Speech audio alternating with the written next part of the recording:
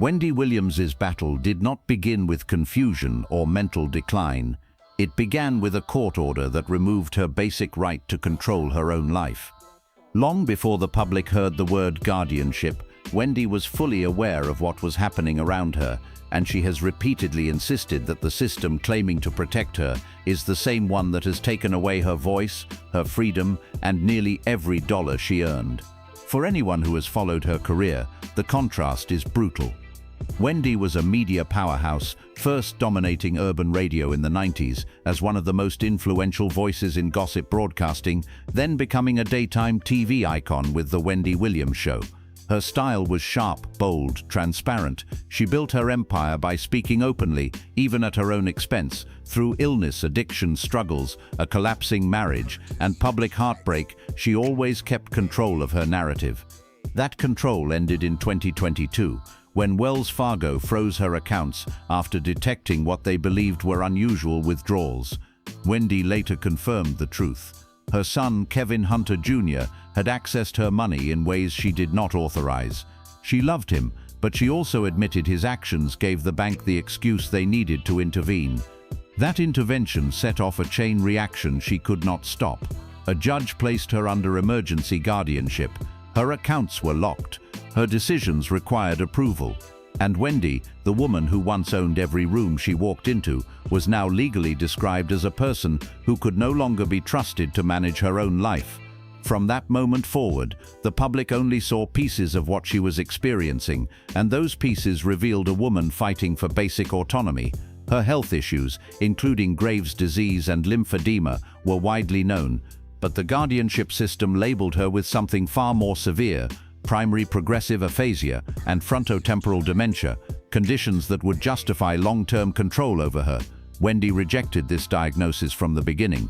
Her turning point came in January 2025, when she managed to call into The Breakfast Club.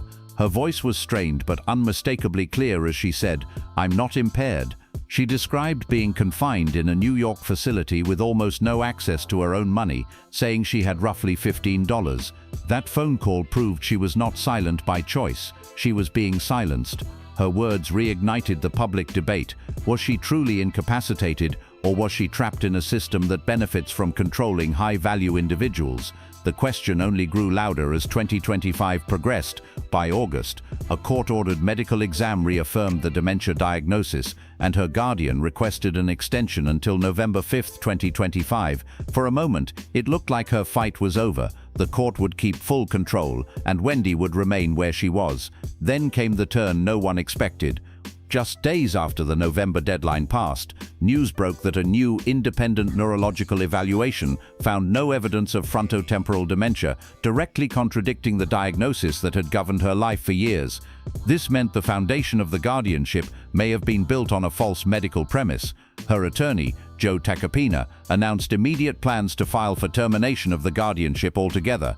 If the judge refuses, he will demand a jury trial, something rarely done in guardianship cases, and a sign that Wendy is preparing for the biggest fight of her life. Right now, the legal clock is active, the paperwork is building, and the case is shifting from a medical mystery to a civil rights showdown. Because the truth is finally on record, Wendy Williams was not fading, she was being kept quiet. The real turning point in Wendy Williams' downfall did not happen on television or through a public meltdown. It happened silently, inside bank files, court petitions, and medical forms. What the world saw as a celebrity spiraling was, behind closed doors, the construction of a legal case designed to remove her from the driver's seat of her own life. The first major blow was financial. In early 2022, Wells Fargo froze Wendy's multi-million-dollar accounts after what they considered suspicious activity.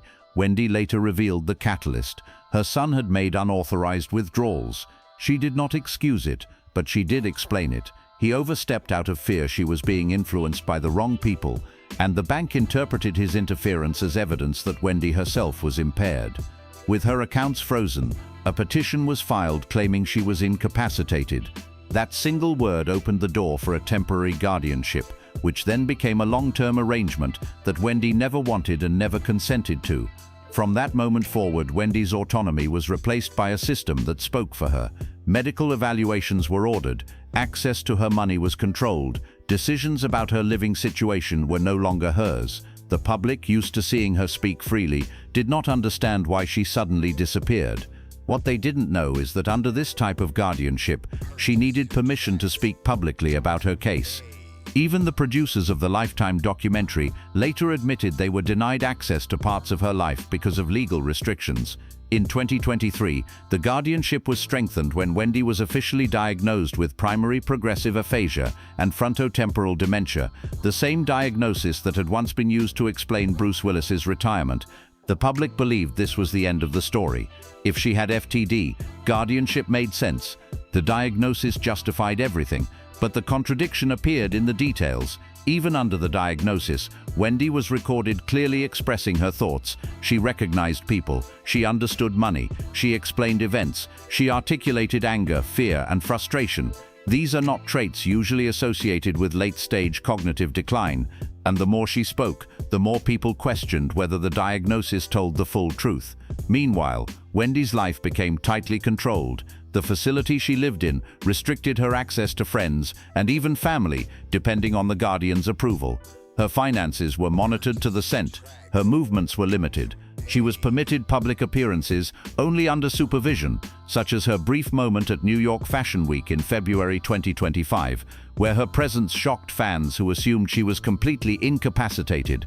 Behind the scenes, however, Wendy was pushing back. She repeatedly told her legal team that she did not accept the dementia diagnosis. She insisted she was capable of managing her own affairs.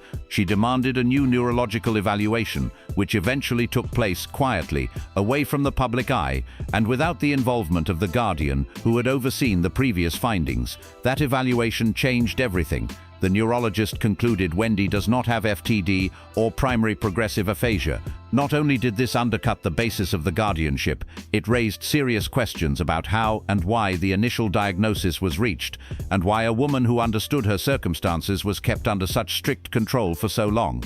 As this new evidence emerged, the guardianship system, which once seemed impenetrable, suddenly began to crack. Her lawyer announced public legal action. The judge was notified. The guardian was put on the defensive. And for the first time in years, Wendy Williams had real leverage, proof that she was not what the system said she was. The next step, the court's decision, would determine whether she remained in the shadows or stepped back into the world on her own terms. When the truth about Wendy Williams's updated neurological evaluation came to light, the medical revelation was only the beginning. What followed was a chain reaction, a reckoning that extended far beyond Wendy's personal battle. The guardianship system, the media machine, and even people within her inner circle were suddenly forced to confront the uncomfortable reality that the narrative they had accepted, repeated, and profited from might never have been accurate. The first shockwave hit inside the courtroom. For years, the guardianship had moved forward with the assumption that Wendy's cognitive decline was permanent. Judges, medical advisors, and financial institutions had leaned on that one diagnosis as justification for stripping her authority. With a single contradictory evaluation, their entire structure appeared fragile. Court insiders began to worry that reversing Wendy's guardianship wouldn't just expose an error, it would expose negligence. It would raise questions about oversight, transparency, and whether shortcuts had been taken in managing a high-profile case. The second shockwave hit those closest to her. People who claimed to be speaking on her behalf suddenly found their roles threatened. When the diagnosis was overturned, it didn't only empower Wendy, it disarmed the individuals who had benefited from controlling her access, her finances, and her voice. Relationships shifted overnight. Those who had confidently dismissed her earlier public pleas now had to explain why they never pushed for independent testing sooner. The third shockwave hit the media.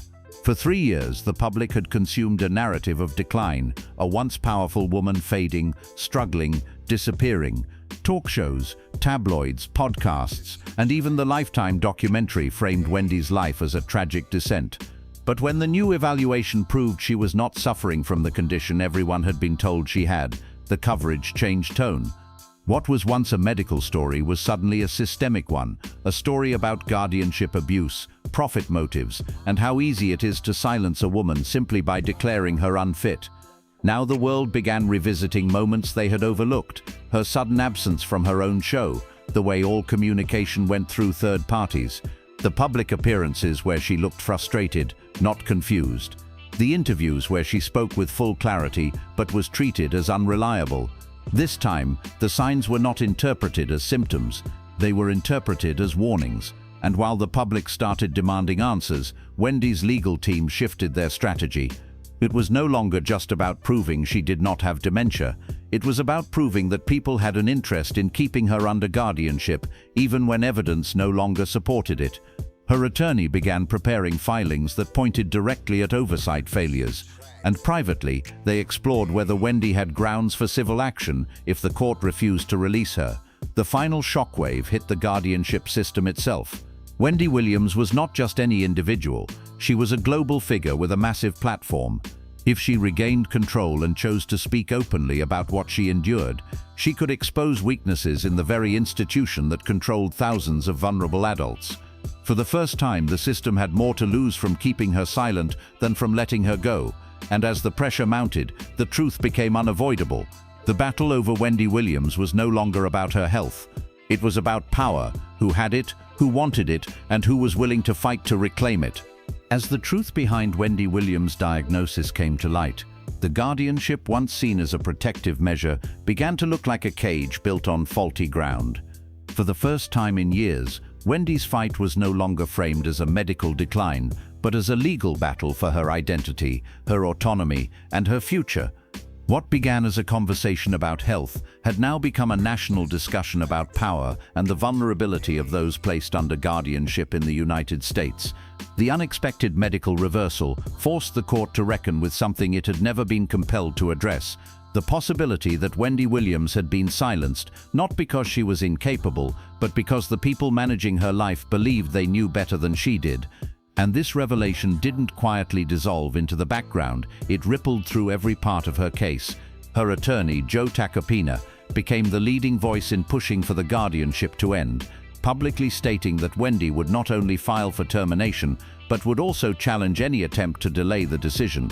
He made it clear that if the judge resisted, they were prepared to request a jury trial, an unprecedented move for a celebrity guardianship case.